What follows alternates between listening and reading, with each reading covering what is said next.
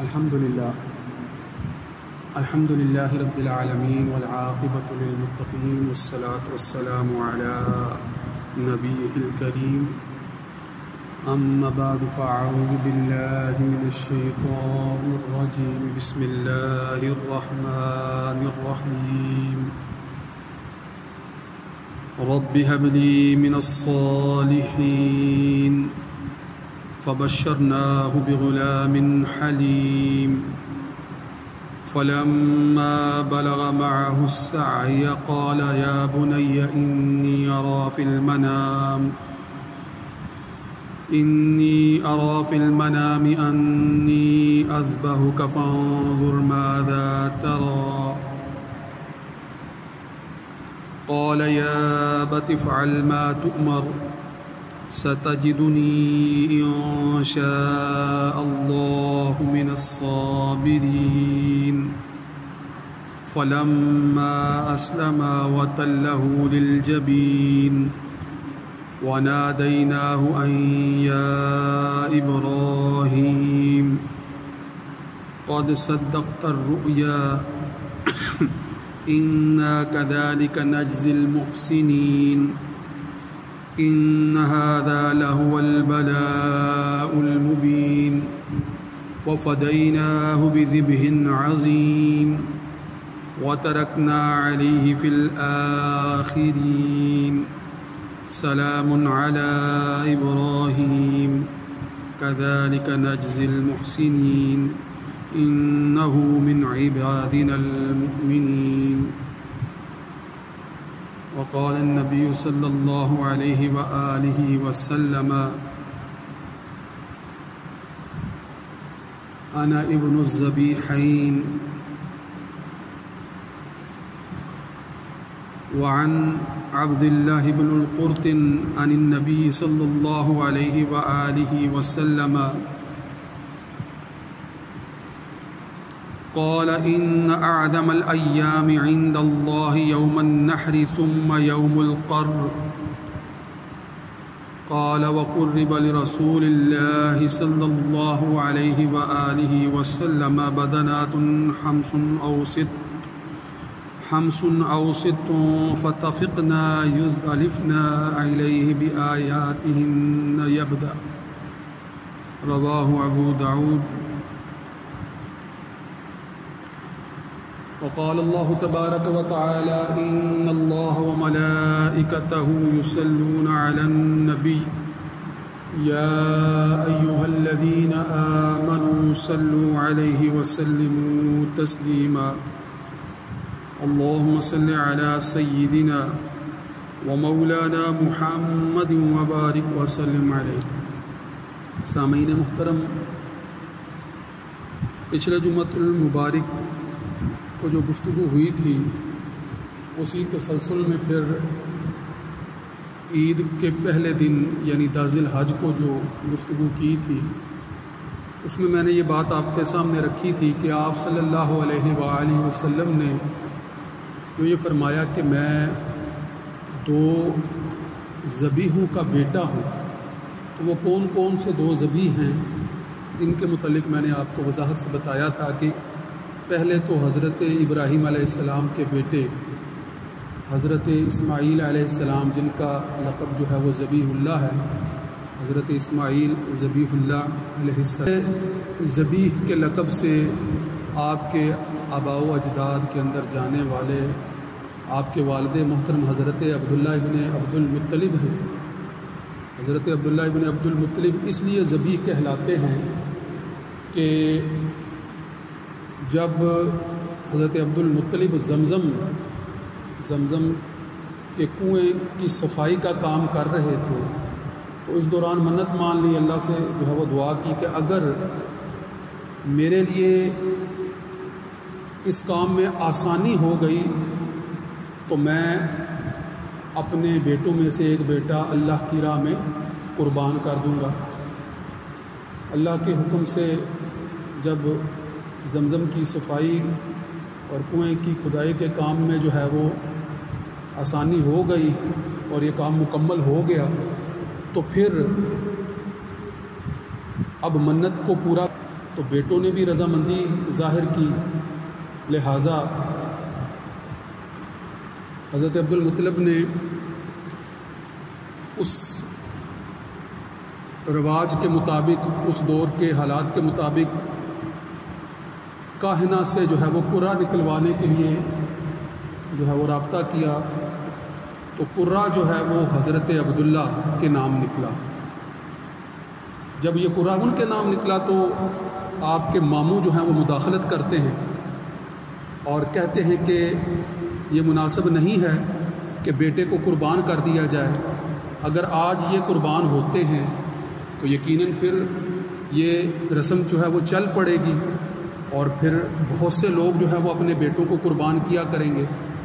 لہٰذا آپ قربانی کی بجائے فدیہ دے دیں، بیٹے کی جان کا فدیہ دے دیں۔ اس فدیے کے لیے جب دوبارہ کاہنہ، جو طریقہ اس وقت رائج تھا، قرے کے تیر نکالتے تھے، ایک تیر پر جو ہے وہ 10 اونٹ لکھے اور دوسرے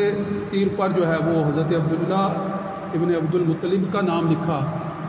تو پھر دوبارہ جو ہے وہ انہی کا نام جو ہے وہ قرے سے نکل آیا۔ پھر جو ہے وہ 10 اونٹوں کا اور اضافہ کیا، 20 اونٹ، اور مقابلے میں حضرت عبد المطلب کا نام فال کے لیے نکالنے کے لیے قرہ، جو تیروں کے ذریعے سے فال نکالتے تھے، قرہ نکالتے تھے، دوبارہ سے کیا۔ پھر وہی جو ہے وہ دوبارہ حضرت عبداللہ ابن عبد المطلب کا نام جو ہے وہ نکلتا رہا، حتیٰ کہ 100 اونٹ جب قرے کے لیے جو ہے وہ تیر کے اندر جو ہے وہ لکھ کر رکھے گئے، تو اس وقت جا کر پھر جو ہے وہ قرہ جو ہے وہ 100 اونٹوں کا نکلا، اور پھر حضرت عبد المطلب نے 100 اونٹوں کا فدیہ دیا، قربانی کے طور پر 100 اونٹ فدیہ ادا ہوا، اور حضرت عبداللہ ابن عبد المطلب ان کی پھر قربانی مؤخر ہوئی نہ ہوئی، اور اس واقعے کی وجہ سے ان کو بھی جو ہے وہ ذبیح کے لقب سے جو ہے وہ جانا جاتا تھا، حضرت عبداللہ ابن مطلب کی۔ اسی لیے آپ صلی اللہ علیہ وآلہ وسلم خود فرما رہے ہیں کہ آنا ابن الذبیحین، آنا ابن الذبیحین، کہ میں 2 ذبیحوں کا بیٹا ہوں۔ ایک روایت میں آتا ہے کہ ایک دیہاتی نے جو ہے وہ آپ صلی اللہ علیہ وآلہ وسلم سے آ کر مالی تعاون کا مطالبہ کیا، اور جب مطالبہ کرنے کے لیے آپ کو مخاطب کیا تو یا ابن الذبیحین کہہ کر مخاطب کیا، تو آپ مسکرا دیے، جس سے یہ بات پتہ چلتی ہے کہ یقیناً اس بات میں صداقت ہے، اور پھر یہ روایت بھی اپنی جگہ پر۔ تو غور کرنے کی بات یہ ہے کہ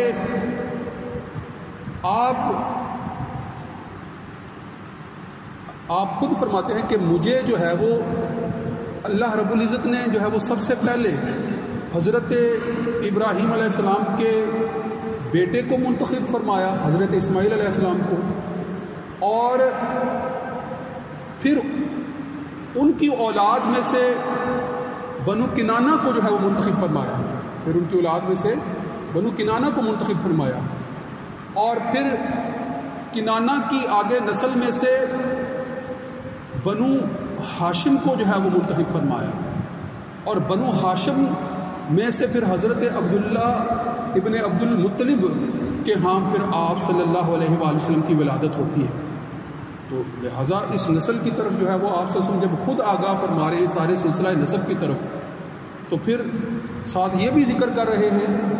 کہ ان میں سے جو 2 ذبیح ہیں ان کا بھی جو ہے وہ ذکر کر رہے ہیں۔ تو آپ ذرا غور کریں، ایک بڑا باریک اور لطیف نقطہ ہے سمجھنے والا، اگر یہ بات ذہن میں آئے تو عشق کی رمزیں سمجھنے والے اس نقطے پر غور کریں گے تو ان کے لیے بڑی جو ہے وہ حکمت کی باتیں جو ہیں اس میں موجود ان کو نظر آئیں گی۔ غور کریں کہ حضرت ابراہیم علیہ السلام کو جو ہے وہ نارے نمرود سے بچایا، تو اس کا مطلب کیا ہے؟ اس کا مطلب ہے آپ صلی اللہ علیہ وآلہ وسلم ان کے صلب میں موجود ہیں، تو جب تک آپ ان کے صلب میں موجود ہیں آگ آپ کو جلا نہیں سکتی ہے، آگ آپ کو جلا نہیں سکتی ہے۔ اسی طرح غور کریں کہ آگے پھر جب آپ حضرت اسماعیل کے صلب میں منتقل ہوتے ہیں، ذرا غور کریں تو پھر جس صلب میں آپ صلی اللہ علیہ وآلہ وسلم موجود ہیں، کیا کوئی چھری وہ گلا کاٹ سکتی ہے؟ آپ صلی اللہ علیہ وآلہ وسلم اگر ہوتے تو پھر شاید صورتحال اور ہوتی، لہذا وہ چھری اس گلے کو کیسے کاٹے گی جس فرد کے صلب میں جو ہے وہ آپ صلی اللہ علیہ وآلہ وسلم جو ہے وہ آپ موجود ہیں۔ پھر اسی طرح جو ہے وہ اس فرد کی قربانی کیسے ہو سکتی ہے جس فرد کو جو ہے وہ اگر منت کے طور پر جو ہے وہ قربان کرنے کے لیے جو ہے وہ منتخب کر لیا گیا ہے، قرہ جن کے نام بار بار نکل رہا ہے، بار بار جن کے نام قرہ نکل رہا ہے، تو بالآخر جب تک آپ صلی اللہ علیہ وآلہ وسلم ان کے صلب میں موجود ہیں تو وہ پھر گردن بھی جو ہے وہ کسی طرح سے کاٹی نہیں جا سکتی، ان کا بھی جو ہے وہ ذبح ہونا جو ہے وہ پھر ممکن نہیں ہے۔ تو یہ ایک بڑا لطیف نقطہ ہے آپ صلی اللہ علیہ وآلہ وسلم کی پیدائش کے حوالے سے، آپ کے سلسلہ نسب کے تسلسل کے حوالے سے ذرا غور کریں۔ تو اس پر جب ہم غور کرتے ہیں تو پھر بات جو ہے وہ واضح ہوتی ہے کہ یقیناً جب آگے جا کر ظاہر محرم الحرام کے جب خطبات آئیں گے جمعے میں تو آپ کو جو ہے وہ واقعات کے کس طرح سے جو ہے وہ کربلا میں پھر جو ہے وہ قربانی عملی شکل میں جو ہے وہ پھر وقوع پذیر ہوئی، جو قربانی حضرت اسماعیل علیہ السلام کے دور سے مؤخر ہو رہی تھی، وہ قربانی جو ہے وہ پھر بالآخر جو ہے وہ حضرت امام حسین جو کہ آپ صلی اللہ علیہ وآلہ وسلم کے نواسے ہیں، ان تک پہنچتے پہنچتے یہ قربانی جو ہے وہ پھر کیسے عملاً وقوع پذیر ہوئی اس پر بھی جو ہے وہ گفتگو کریں گے۔ مگر ابھی جو ہے وہ فی الحال آج چونکہ عید کا ہی دن ہے، عید کا تیسرا دن ہے، جمعۃ المبارک کی بھی جو ہے وہ فضیلت اس دن کو حاصل ہے، تو اس اعتبار سے آج کے دن کو بھی جو ہے وہ عید کا دن ہی شمار کیا گیا۔ اس نسبت سے ایک روایت ہے، حدیث کی ایک روایت ہے، وہ میں آپ کے سامنے رکھنا چاہتا ہوں، جس کا متن ابھی میں نے آپ کے سامنے رکھا تھا کہ عن عبداللہ ابن قرط، کہ حضرت عبداللہ بن قرط رضی اللہ تعالی عنہ سے یہ روایت ہے کہ وہ نبی صلی اللہ علیہ وآلہ وسلم سے جو ہے وہ روایت کرتے ہیں کہ قال، آپ سے نے فرمایا کہ ان اعظم الایام عند اللہ یوم النحر، کہ اعظم سب سے بڑے کو کہتے ہیں، تو یوم نحر جو ہے وہ اللہ کے نزدیک سب سے بڑا دن ہے۔ بے شک جو دنوں میں سب سے بڑا ہے، جو دنوں میں سب سے بڑا ہے عند اللہ، اللہ کے نزدیک، وہ کون سا دن ہے؟ یوم النحر، یوم نحر۔ ایک اور روایت میں جو ہے وہ آپ صلی اللہ علیہ وسلم نے فرمایا کہ جو سب سے فضیلت والا دن ہے وہ جمعے کا دن ہے۔ تو علماء نے اس کی تطبیق اس طرح سے فرمائی ہے کہ ہفتے کے ایام میں، یعنی ہفتے کے ایام میں جو سب سے فضیلت والا دن ہے وہ جمعے کا دن ہے۔ ہفتے کے ایام میں جو سب سے فضیلت والا دن ہے، اس دن کو بڑی جو ہے وہ فضیلتیں حاصل ہیں۔ اس دن کے حوالے سے یہ بات ذہن میں رکھیے گا، جمعے والے دن کے حوالے سے، کہ آپ صلی اللہ علیہ وآلہ وسلم کو عام دنوں میں جو ہے وہ درود فرشتوں کے ذریعے سے پہنچایا جاتا ہے۔ عام دنوں میں درود پاک آپ صلی اللہ علیہ وآلہ وسلم تک پہنچایا جاتا ہے، مگر جمعے کے دن کی فضیلت یہ ہے کہ اس دن جو ہے وہ آپ صلی اللہ علیہ وآلہ وسلم براہ راست تو خود جو ہے وہ درود سماعت فرماتے ہیں۔ اس دن کی فضیلت، تو جمعے کا دن جو ہے وہ ہفتے کے ایام میں سب سے افضل دن ہے، اور سال کے ایام میں سب سے بڑا دن، سب سے اعلیٰ دن، سب سے بڑا دن جو ہے وہ کون سا ہے؟ یوم النحر، یعنی عید کا دن، قربانی کا دن، جس دن آپ صلی اللہ علیہ وآلہ وسلم نے جو ہے وہ قربانی کا جانور جو ہے وہ ذبح فرمایا ہے۔ اور اس دن جو ہے وہ قربانی کے جانور کو ذبح کرنے سے زیادہ اللہ کے نزدیک اور کوئی افضل عمل بھی نہیں ہے، کوئی اور افضل عبادت بھی نہیں ہے اس دن، یعنی یوم نحر کے دن۔ پھر فرمایا ثم یوم القر،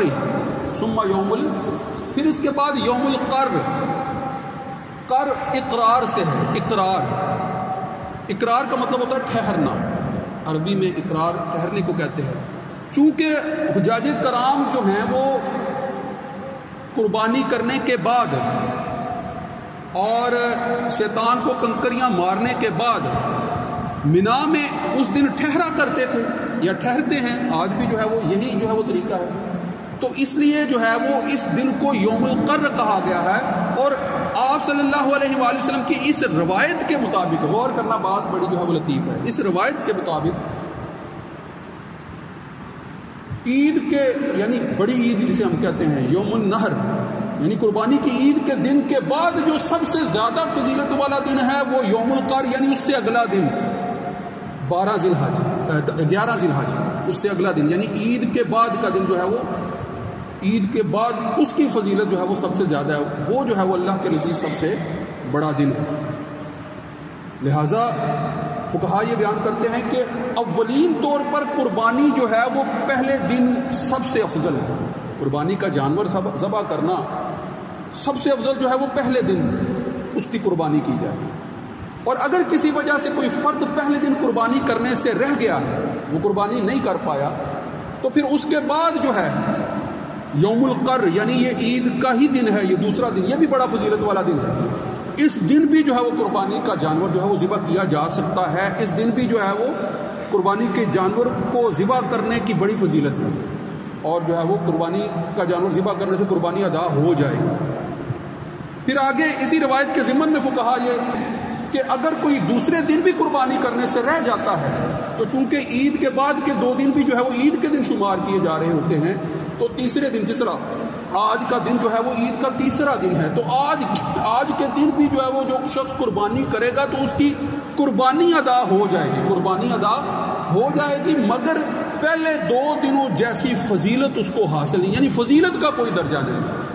یہ تیسرے دن قربانی کرنا، قربانی تو ادا ہو جائے گی مگر تیسرے دن جو ہے وہ فضیلت کا کوئی درجہ نہیں۔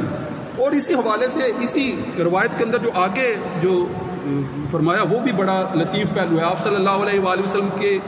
جو فضائل کریمانہ ہیں انہی سے متعلق کیا فرمایا؟ قال وقرب لرسول اللہ صلی اللہ علیہ وآلہ وسلم بدنات 5 أو 6 کہ آپ صلی اللہ علیہ وآلہ وسلم کے قریب 5 یا 6 اونٹ لائے گئے، 5 یا 6 اونٹ جو ہے وہ آپ صلی اللہ علیہ وآلہ وسلم کے قریب لائے گئے قربانی کے لیے۔ یعنی حضرت عبداللہ بن قرط رضی اللہ تعالیٰ عنہ یہ روایت کر رہے ہیں کہ اسی طرح عید کے ایام میں قربانی کے جانور آپ کے قریب لائے گئے، اور یہ روایت ذہن میں رکھے گا کہ جب حجۃ الوداع کے موقع پر آپ صلی اللہ علیہ وآلہ وسلم نے 100 کے قریب جو ہے وہ، بلکہ 100 ہی آتے ہیں اونٹ جو ہے وہ آپ کی طرف سے قربان کیے گئے تھے، ان میں سے جو ہے وہ 37 جو ہے ان کی قربانی حضرت علی کرم اللہ وجہہ نے کی تھی، وہ مدینے وہ جو ہے وہ سفر سے واپسی پر جو ہے وہ اپنے ساتھ لے کر آئے تھے، اور باقی جو 63 کے قریب اونٹ ہیں یعنی 63 اونٹ وہ آپ صلی اللہ علیہ وآلہ وسلم نے خود اپنے ہاتھوں سے قربان کیے، خود اپنے ہاتھوں سے وہ چھری یا نیزہ جیسے بھی طریقہ تھا اس کے مطابق جو ہے ان کو قربان کیا۔ تو اس روایت میں کہ جب 6-7 اونٹ، یہ دلچسپ روایت ہے کہ جب 6-7 اونٹ آپ صلی اللہ علیہ وآلہ وسلم کے قریب کیے گئے قربانی کے لیے، تو کیا لکھتے ہیں؟ فَتَفِقْنَا يُزْدَلِفْنَا إِلَيْهِ بِأَيَّتِهِنَّ يَبْدَأُ کہ ان میں سے ہر اونٹ آگے بڑھ کر اپنی گردن کو آگے کرتا ہے اس لیے کہ وہ پہلے جو ہے وہ ذبح کیا جائے آپ وسلم کے ہاتھوں سے، یعنی جانور جو ہیں اونٹ خود آگے بڑھ کر اپنے گلے پیش کر رہے ہیں کہ یہ ان کے لیے سعادت کی بات ہے، ان کے لیے بڑی سعادت کی بات ہے کہ آپ صلی اللہ علیہ وآلہ وسلم خود اپنے ہاتھوں سے جو ہے وہ ان کے گلے کاٹیں گے، ان کو اللہ کی راہ میں قربان کریں گے۔ امیر خسرو کا اس حوالے سے ایک شعر جو ہے وہ زبان زد عام ہے کہ ہما ہوا نے صحرا سر خود نہاد برکف با امید آن کے روزے با شکار خواہی آمد، یعنی جو غزال یعنی ہرن جو ہیں سارے کے سارے ہرن خود اپنی گردنیں اپنے ہاتھوں میں لیے حاضر ہیں کہ محبوب کب آئے گا اور ہمارے گلوں کو جو ہے وہ کاٹے گا، ہمارا شکار کرے گا۔ محبوب کے انتظار میں جو ہے وہ جنگل کے ہرن خود جو ہے وہ سر اپنے ہتھیلیوں پر رکھے ہوئے جو ہے وہ حاضر ہے۔ یہ کیفیت آپ صلی اللہ علیہ وآلہ وسلم کے ہاتھوں سے قربان ہونے کی فضیلت، اور آپ صلی اللہ علیہ وآلہ وسلم کے ہاتھوں سے جو ہے وہ اللہ کے حضور پیش ہو، یعنی اس لطیف پیرائے کو جو ہے وہ جانور بھی سمجھتے ہیں کہ یہ کتنی بڑے سعادت کی بات ہے کہ اللہ کے جو ہے وہ سب سے بڑے دن اور اللہ کے جو ہے وہ سب سے محبوب عمل یعنی قربانی کے عمل کے جس کو سب سے زیادہ محبوب اس دن قرار دیا گیا ہے، اسے عبادت قرار دیا گیا ہے اور اسے سنت ابراہیمی قرار دیا گیا ہے، اسی کو جو ہے وہ سر فضیلتوں پر فضیلتیں نور علی نور کی طرف بڑھتی چلی جا رہی ہے، غور کرنا چاہیے۔